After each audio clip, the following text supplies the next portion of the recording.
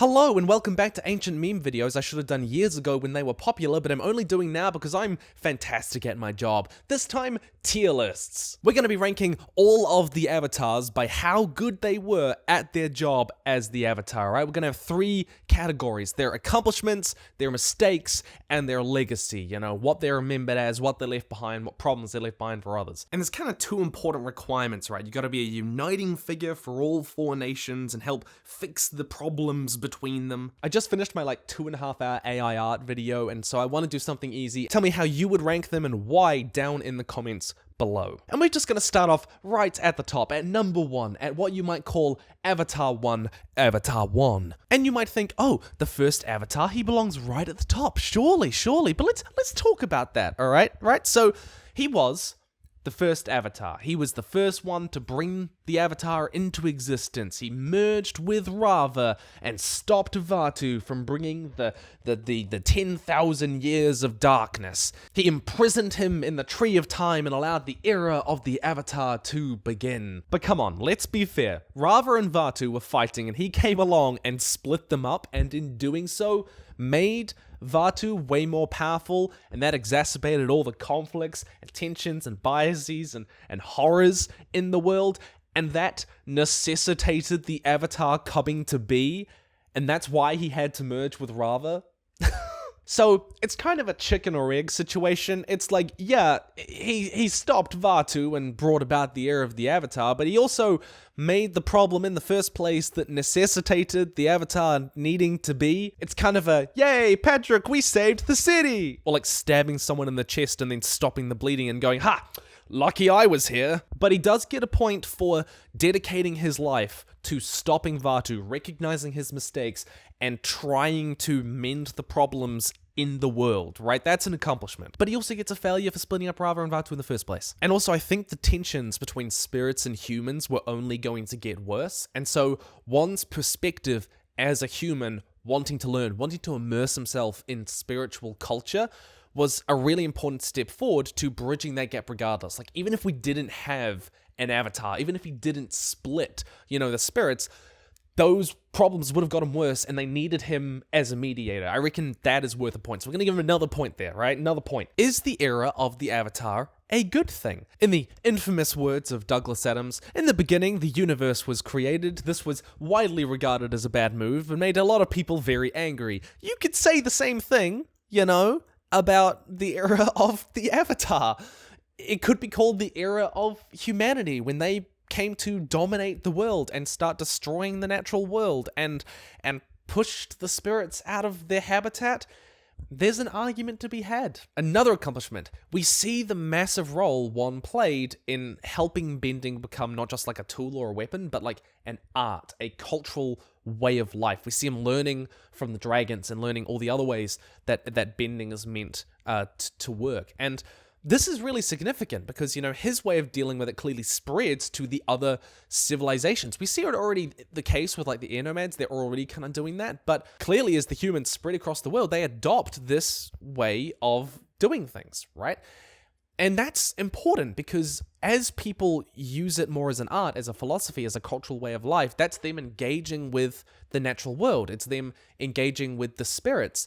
There's a huge kind of crossover point between those who are really good with bending and those who are more connected to the spirit world.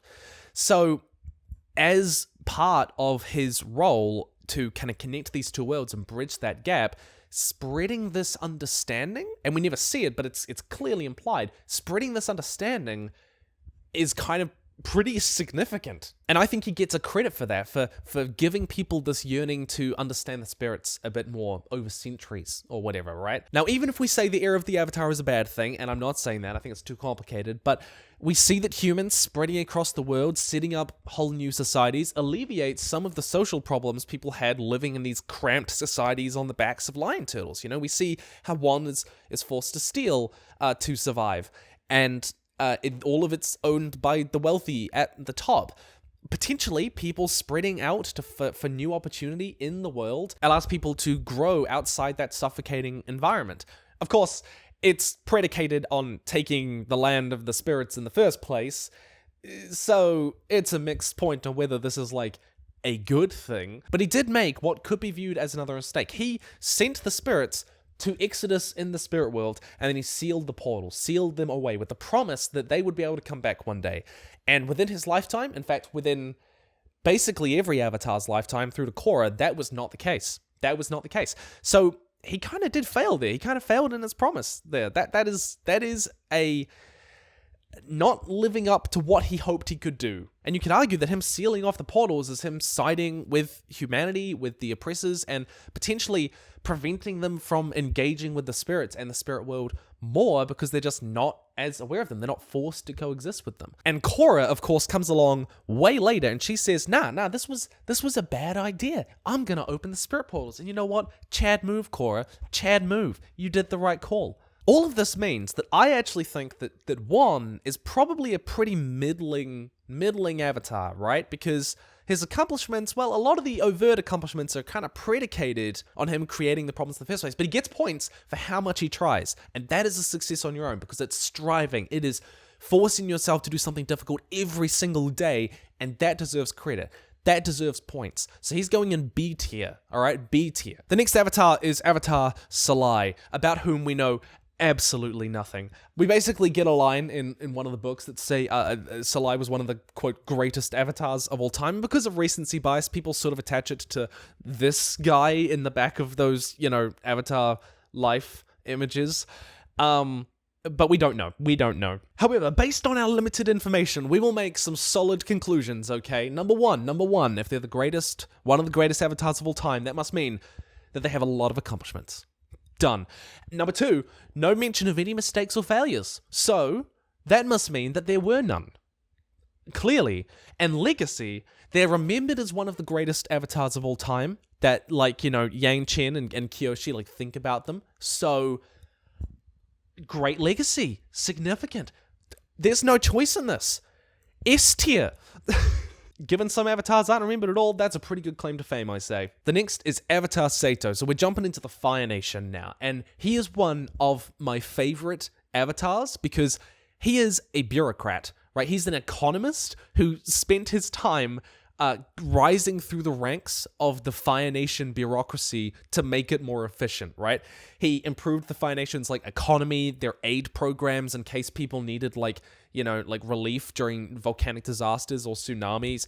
He made their currency more unified and widespread and uniform, and he improved the Fire Nation's accounting and cut down on corruption. Absolute Chad. Because a lot of avatars put so much emphasis on defeating the big bad guy, they are the nuclear weapon. They're the person with the biggest stick. And so that's where a lot of their accomplishments come from. But Szeto recognized that a lot of the problems in the world can't be, solved with the biggest stick. They've got to be solved with careful socio-economic solutions that take a lot of planning and legislation and resources and organization, So Szeto prevented famines and plagues in ways that none of the other avatars really could have, because Szeto built a system that when those things happened, they could be solved with the right resource allocation and funds allocation. And as a result, the Fire Nation's economy and standard of living rose massively under him, right? And it also unified a lot of the clans under the Fire Lord because he helped create the sense of unity around one figure. And this stopped a period of civil war because the Fire Nation and the Fire Islands were just constantly tearing themselves apart. But going and beating up the clan over there isn't going to stop the socio-economic tensions that keep these clans going to war with one another. But Avatar Szeto was not without mistakes, When he is working inside the Fire Nation bureaucracy, he is not traveling the world and seeing the other issues that other nations are dealing with. There's kind of this bias towards one nation, which very much the Avatar is not meant to do. The Avatar is meant to represent everybody, right? And so, he gets a point against him for that. He was not representing the whole world. And on top of that, he was very clearly focused on kind of the mortal world and human problems. And the Avatar has spiritual concern. They're about bridging that gap, right?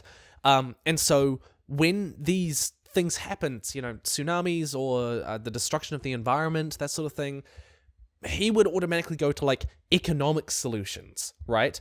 When sometimes there were spiritual components to it that he might have ignored. So those are two pretty big areas, you know? Unification of the world and the bridge between the spirit world and the human world. Those are two pretty big parts of being the Avatar, right? So even though he might be an incredibly good politician or diplomat or bureaucrat, I'm not sure that makes him a great Avatar, you know? So I'm kind of mixed. I'm kind of thinking he might be in D tier, C tier, which makes me real sad because I love him so much. I love him as like a different approach to being the Avatar. Would have been cool if he was like a bureaucrat for all the nations, you know? And so let's look at his legacy, right? So first off, he made the Fire Nation a superpower. Avatar Szeto did all these reforms, which put the Fire Nation organizationally and politically like way ahead of the Earth Kingdom and the Water Tribes, right? The Fire Nation was like unified and efficient, and their military was more coherent, and that set the stage for the Industrial Revolution that would come later, and eventually the 100-Year War. Can Avatar Szeto be blamed for that? No, but it is part of his legacy. He is part of causing this unification of the Fire Nation around one figure. It's possible he didn't think that much about what that could entail, you know? He's remembered in the Fire Nation as like this incredible, honorable, respectful figure because he started as a low-ranking bureaucrat and worked his way up through to being like the grand advisor to the Fire Lord. So there's this humility to it. He didn't just go straight to the top because he's the Avatar. He didn't claim that straight outright. So he's got a great reputation in the Fire Nation, but everyone else kind of just remembers him as this Avatar that didn't really do anything, and at best, like, favored one nation. And the Kyoshi books make a big point that, like, an Avatar favoring one nation was, like, a big deal. It's, like, a big no-no. And like, the people get real titchy about that. So I can imagine this was not great, right? So, unfortunately, I'm gonna have to put him in C tier. Not great as an Avatar. Great guy. Great guy.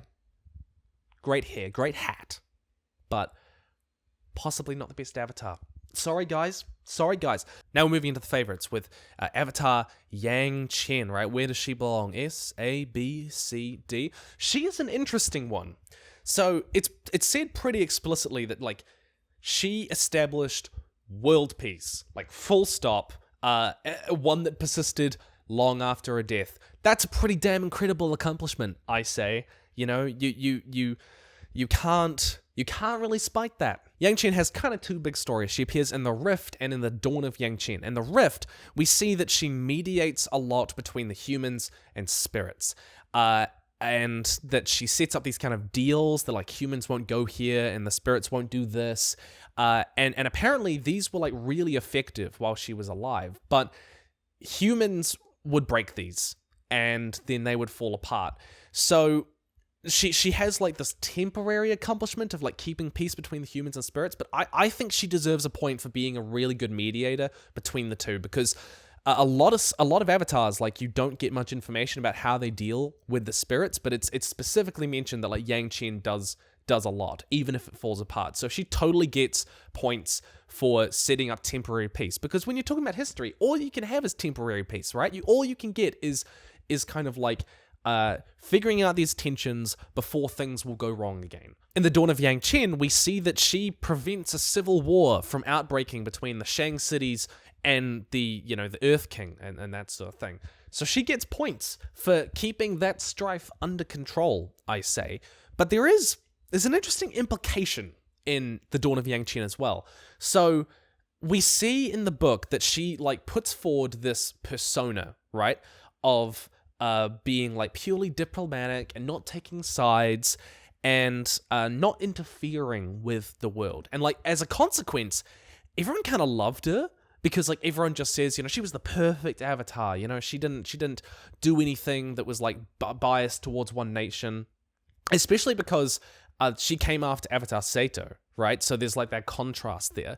But we see that this is kind of a facade.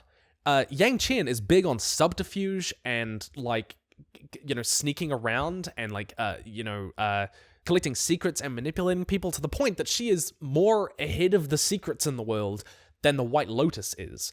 So there's this implication that she probably has a lot of accomplishments that have never been attributed to her, you know?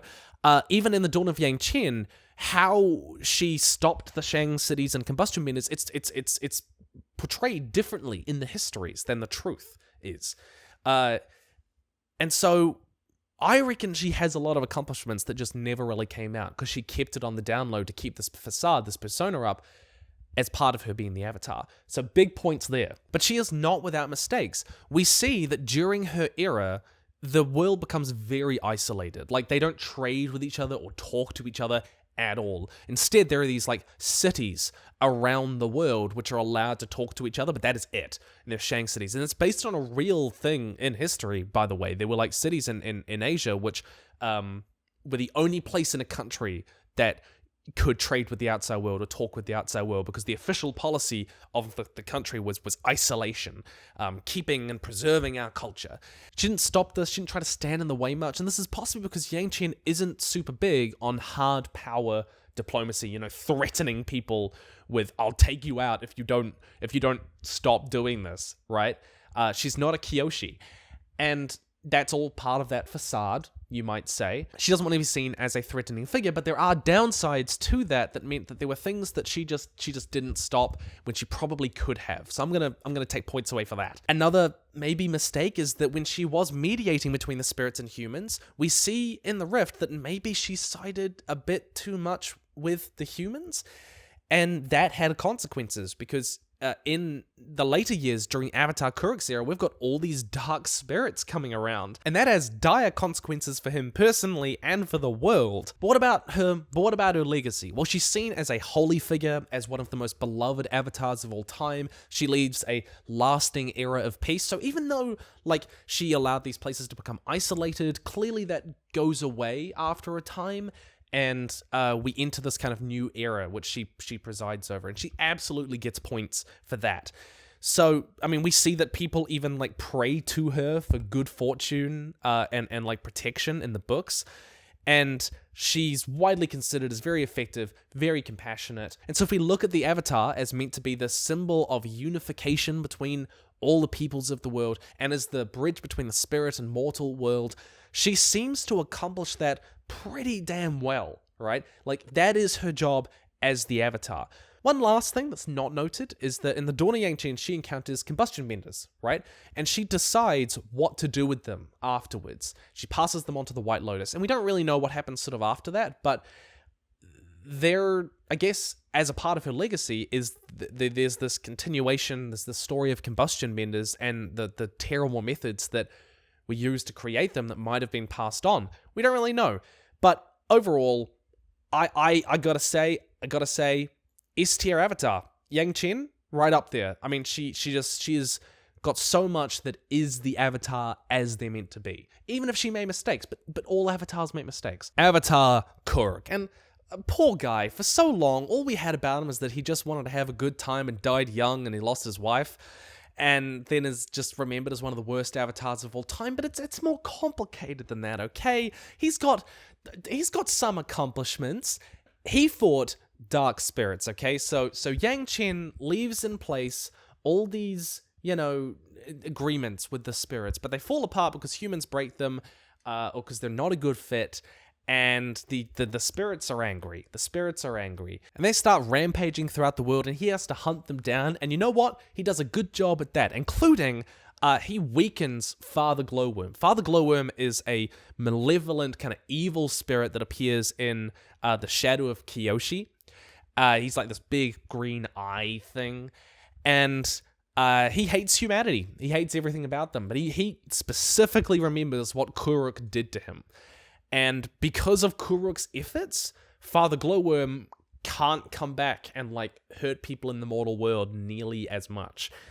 It takes like half a century for him to come back because of the wounds that Kuruk dealt him. So you know what? Chad move. Points for that. But Kuruk's mistakes. Actually, no. I don't want to call a lot of these mistakes or failures because I want to communicate to you how tragic a life Kuruk had, right? So he spends half his life hunting down dark spirits after these agreements break down between humans and spirits that Yangchen set up. And then as a result, he gets afflicted with this like physical, spiritual corruption, right, that rots him from the inside. And as a result, he picks up some really unhealthy coping mechanisms. Like there's this line which says, Kuruk needed an outlet for his depression that developed from dealing with dark spirits, right? Like, he drank excessively. We meet his like drinking mate in the books and talks about how he used to drink excessively and how he used to seek out this like hedonistic lifestyle. You know, he's surfing all the time, betraying this happiness to himself to hide the fact that he is just rotting from the inside with terrible depression, you know, debilitating unhappiness. And he loses his wife, Umi, to Ko the Face Stealer, and is like consumed with rage and vengeance, the one thing that brought him a ray of sunshine in his life. And he didn't share with the world what he was doing, you know, he was fighting these dark spirits like Father Glowworm because he didn't want to expose what it was doing to him psychologically and emotionally. And as a consequence, people remember him as like this avatar that just completely forsook his duty to the world. And it is a little bit partly true, in a way, because he was so fixated on fighting these dark spirits and getting revenge that he didn't focus on the problems of the mortal world, you know? He didn't help mediate the problems between people and the four nations in the world. And he also presided over the loss of quite a number of, like, spiritual sites as spirits more and more receded into the spirit world. You know, he was so fixated on these dark ones, he forgot about the rest of them. And the air nomads are like trying to pick up the slack, and they can't. They need his help, and he doesn't give it to them, right? He can't. The air nomads actually accept that revitalizing these sites is basically a lost cause, but not mediating between the spirits and humans and not helping with the problems of the world are two things the Avatar is meant to do that Yangchen did a lot that Kuruk did not do. So, you know, unfortunately, that's not that great a job as the Avatar. The problems in the world included the growing instability and civil strife in the Earth Kingdom, this divide between the northern and southern water tribes as the northern became more economically successful and the south basically floundered, and that led to like the rise in these pirate fleets that were harassing the coasts. And because he died young, he basically left the world without an avatar for decades, and this led to the rise of a number of really important factions and people like Jianzhu, a major character in the Kyoshi series, who literally says, you know, we've been without an avatar for so long, I stepped into the role. His legacy is the decline of the role of the avatar, and he's remembered as kind of a symbol of the Northern Water Tribe's apathy towards the South.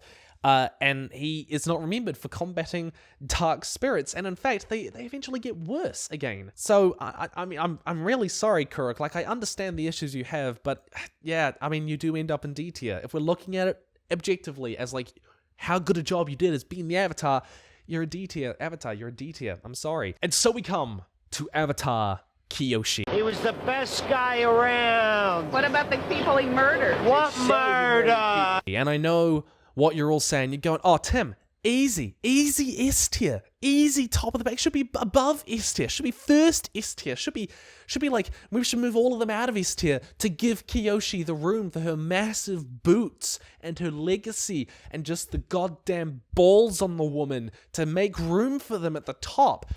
But I'm going to give you a hot take. I don't think Avatar Kyoshi is as good an avatar as people like to think. Let me explain. Let's go through her accomplishments, and she does have many in her over 2 centuries of service. So, at the time of Kyoshi, the Earth Kingdom is like overrun with Dalfei. They're like these organized criminal gangs, which are kind of a little bit like local communities, but they're also criminal organizations. In fact, she grows up as part of one of them. They only got stronger following Kuruk's death. One of them, the Yellownecks, even leads like this brutal rebellion, which is put down horrifically. Jianzhu, this like Machiavellian politician, says, hey, as he captures all of them, like 5,000 of them, he says, hey, I'll let you go if you dig a grave maybe about 6 feet deep, right? All of you get to go about 6 feet deep. Yeah, I'll let you go if you just dig a hole, yeah? And they're like, oh, okay, yeah, I'll dig a hole, I'll dig a hole. And then, of course, he buries 5,000 of them alive. But this is just a constant cycle of rebellion and resurgence. The Yellownecks become the Autumn Bloom Society, and they become the Triad, and they become the Fanged Mercenaries. You don't die. They do not die. They just come back in a new form. Kyoshi... Law and order, that's what she was, because she put down the Dalfei. She actually got them under control across her 2 centuries. You know what we're going to do? And she holds up her 2 fans and she goes, we're going to have law and order. And that's what she brought. You know, and as part of this chaos, like the Earth Kingdom was massively corrupt. And Kyoshi put a huge stop to that as well. She set up these like anti-corruption task forces and like got corrupt people out of power by being like, you know, hey, don't be corrupt or I'll corrupt your face with my fist. She ends up stopping Jianzhu and reestablishes the Avatar as an important unifying cultural icon. And this is worldwide, by the way. She is not viewed as like an Earth Kingdom preferential one. You know, she just as much goes after the Earth King and Qin the Conqueror as she does the other nations when need be to get rid of corruption and to instill law and order. She stopped Qin the Conqueror, who basically took over all of the Earth Kingdom and established Kyoshi Island. She called him a horrible tyrant and created what she called the Great Era of Peace. She stabilized Ba Sing Se during the Great Peasant Uprising, so the peasants were like going to overthrow the Earth King, and she came along and she's like, hey, you're not going to overthrow the Earth King, we're not going to throw all of this into chaos right now, but hey, Earth King, you're gonna be fairer, right? You're gonna be nicer to the peasants. And the Earth King's like, yeah, all right. She goes, otherwise I'm gonna law and order you in the face. She established the amazing Kyoshi warriors and helped stop a civil war unfolding in the Fire Nation. There are lots of accomplishments, absolutely. But remember when I was talking about Avatar Szeto, I said that like I love that he recognized that a lot of problems couldn't be solved with the big stick. Right? Like, he recognized that socio-economic issues need socio-economic solutions. Kyoshi is basically the opposite of that. So, she's undiplomatic, she is not economically minded, she's not shown to be particularly good at, like, diplomacy or compromise.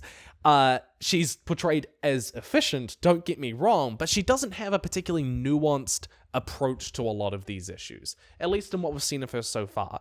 Like, yeah, she put down the Dalfei organizations, but didn't deal with the socio-economic problems that really gave rise to them in the first place, meaning they just came back a lot of the time. We know that Wolf Cove down in the Southern Water Tribe was basically just falling apart economically and socially, and that gave rise to a lot of pirate fleets all across the world, which again, she dealt with an iron fist, but didn't actually fix the underlying social problems that continued on after that. And to give you an idea of how undiplomatic Kyoshi can be, during the Fire Nation's Camellia Peony War, these 2 clans were about to go at each other, right? They're on the verge of civil war.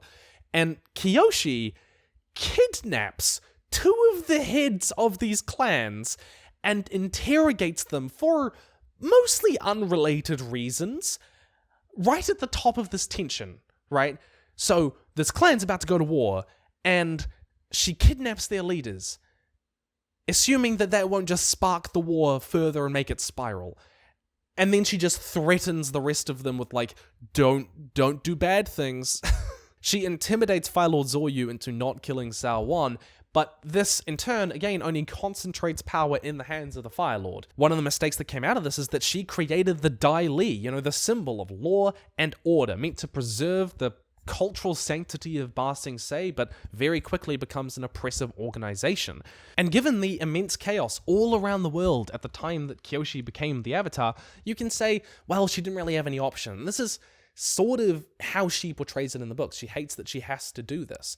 But I think it's worth remembering that when we look back on history, we tend to idealize and idolize people who use big stick diplomacy. You know, when we look at wartime presidents or kings, we tend to think that they're better because there's this kind of moral simplicity to leading a country through wartime. And the same way, there's kind of this moral simplicity to Kyoshi facing down against Chen the Conqueror, to her beating down the crime organizations, to her, just saying straight up to the Earth King, stop doing this bad stuff. And we don't tend to have that same sort of lens to the people who fix a lot of socioeconomic issues because that's complicated, it's nuanced, and those issues are not easily understood in the way Stop Chen the Conqueror is, you know? Like, throughout this era, the air nomads have become withdrawn and isolated. They don't know how to interact with the world here. Their spiritual sites are being destroyed. Kyoshi doesn't really seem to have that much to say about this, doesn't seem to address these issues, because there's these other more wartime issues that she has to deal with. There's this whole generation of orphans growing up after the Yellowneck Uprising that Avatar Szeto probably could have helped a lot more than Kyoshi did. That by putting down, these organizations across the kingdom, which are kind of like communities in some ways. Local law enforcement goes unchecked, there's all this corruption, but Kyoshi invests more power in the Earth King without instilling deeper faith in its institutions. Like Earth King Ming-Ye creates this whole monorail system in Ba Sing Se. It's kind of a vanity project rather than addressing the serious socioeconomic issues down in the lower ring. The lower ring, by the way, has been kind of overrun by Dao Fei. There's also the War of Secrets and Daggers in the Earth Kingdom at the time, which is this subtle war of manipulation and assassinations and stuff, which Kyoshi isn't that well equipped to deal with, but because she can't as easily bring like a big stick diplomacy to that problem, it goes unchecked and makes a lot of the issues surrounding it, a lot worse. Kyoshi grows up with a fixation on justice and order because she sees what it's like to live in a world without it, but sometimes that gets applied a little bit too harshly, and she's remembered more for bringing order, but not what that order necessarily means and what she didn't address, because those problems are often more invisible and harder to fix. So yeah, her legacy is that she is regarded as one of the most effective and powerful avatars of all time.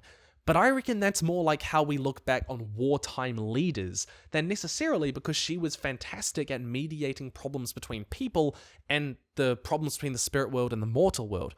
We don't see all that much of her doing the latter. And I don't know if Kyoshi can be said to be a great bridge between the spirit and mortal realms. She's very focused on the mortal, even if I get why. And as a result, I'm gonna be controversial, man.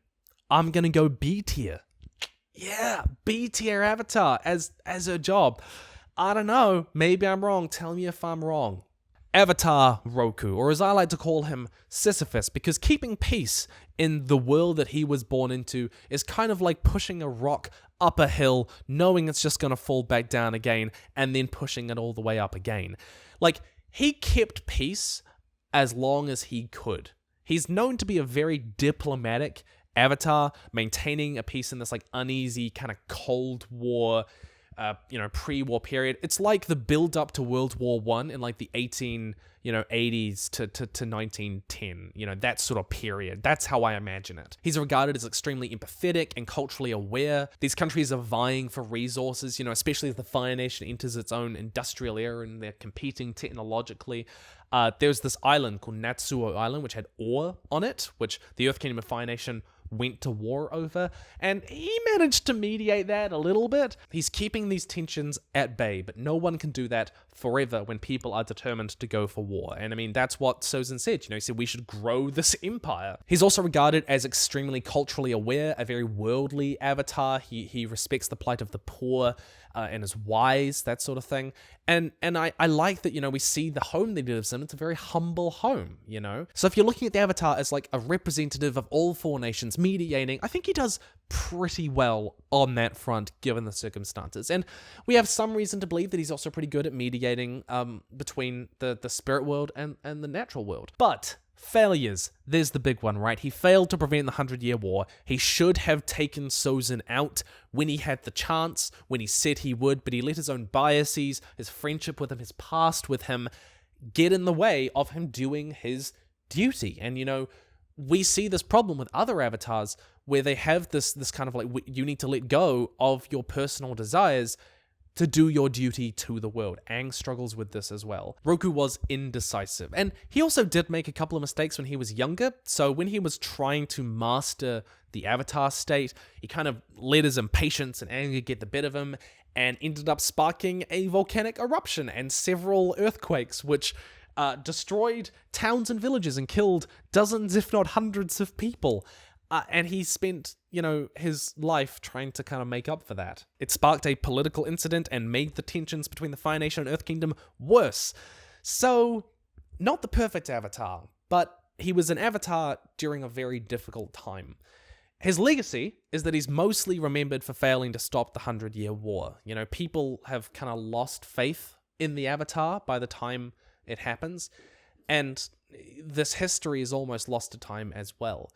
It's very likely that people sort of look back on him as like this Avatar who sided with Sozin, even in some communities. He grew up as his friend, and when Sozin launched the invasion, he didn't stop it. He didn't get in the way. It's a complicated legacy, but he also goes out of his way to help, Aang in the future. So he gets some points for that. Overall, though, I'm very sorry. We're gonna have to go with probably C tier. I'm really sorry, Roku. I wish you could have done. I wish you could have. Actually, I'm gonna change that to B tier. Tell me, am I wrong?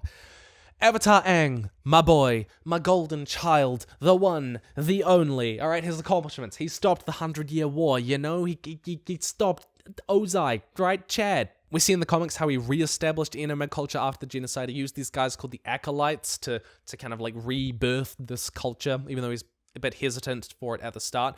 He founded Republic City and helped give birth to the, first democracy in the world. And this was part of the Yu Dao crisis, which nearly sparked off the war again right after it finished. Basically, there were all these Fire Nation colonies, and Zuko wanted to give the land back to the Earth Kingdom, but then realized, I've got citizens here who have grown up here. This is the only home they've ever known.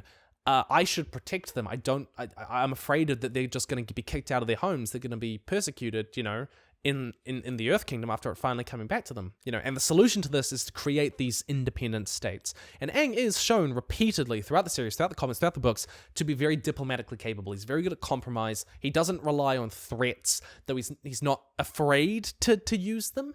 And he is shown to be very wise, very good judgment. He's seen as someone who represents all four nations and is very acutely aware of the mediation between the spirits and the humans, and very much chooses the spirits quite often, which is something we don't see that much with avatars. And as a symbolic figure, he's incredibly important. We can see his face on the money, in this giant statue. He's remembered as incredibly influential, and rightly so, especially as the last survivor of the Air Nomad genocide. But he is not without his failures, and I'm not going to start with he fled and let the 100-Year War happen, which is like his character arc type stuff, because he was 12. What was he going to do anyway? He could bend air. That is it. He didn't even have the other elements. If he faced down against comet-powered firebenders, he'd just be a bit of burnt toast at the end of it. Aang is very diplomatic, but in the same way that Kyoshi is perhaps a little too focused on the big stick, and Avatar Szeto is too focused on, the economic solutions to problems, I think we see in the series and in the comics and in the books that Aang can sometimes be a bit optimistic about getting people to connect with and empathize with each other.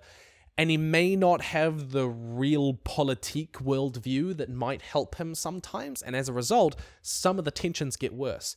Like, there's in the Imbalance comics, he starts to see the rise in Bender supremacist ideology or anti-Bender sentiment in Republic City. And this is the prelude to the Equalist Revolution 70 years later in Korra. He tries to get everyone to sit down and empathize and talk about their issues, but it tends to be other people who come up with more substantial solutions about, like a non-bending police task force or that sort of thing. And he acknowledges that the problem is bigotry in this. But he doesn't necessarily know how to solve it. Aang has a bias towards the way things have been and the past, and he's kind of a traditionalist, and it takes characters like Sokka and Satoru to imagine an industrialized world and what that could do for people who are not benders, who do not have that as an equalizer. And Aang kind of dismisses that at the start. He comes around to see it, he comes around to understand it, but there are filters on his worldview. He did not prevent the resurgence of Fire Nation nationalism. Again, there's that insistence that everything can be fixed with dialogue when that's not necessarily the case, right? And other characters can see that. his reluctance to use violence, to use the big stick sometimes, can be seen as a weakness, as something that makes some of the problems that already exist worse. However, we're still at the start of Avatar Aang's role, and we don't know where he's going to go, and I reckon he's going to do more incredible feats as he goes. And with all of that in mind, saying that, like, he's got, lenses on how he views the world, or he makes mistakes from time to time, but he's very ready to take feedback and recontextualize, and he's very often right. He is very often the wisest one in the room, even if that doesn't always pay off. But we also see that he took away Yukon's bending. He is willing to use that big stick from time to time. So as an avatar, he's absolutely seen as a symbol of all four nations. He absolutely mediates between the spirits. He's got a proven record in dealing with the problems in the world, and does it more diplomatically than, like, Kyoshi might have, even if he doesn't have necessarily some of the practical responses that, like, Avatar Szeto would have. So, all that said, I mean, he's got to be S tier. He's got to be S tier. Those ear nomad avatars, man, ear nomad avatars, those are where it's at. Lastly, my girl, Korra. Let's just go through a quick list of achievements. Defeated Amon in the Equalist Revolution, defeated Vaatu and Ulak, and prevented harmonic convergence from casting the world into darkness for 10,000 years. She opened the spirit portals and reconnected the world with spirits once more, forcing people to accommodate them and understand how to coexist with them in ways they haven't had to in millennia. She helped foster the new airbending nation. She stopped Zahir and his attempt to usurp the real-world governments.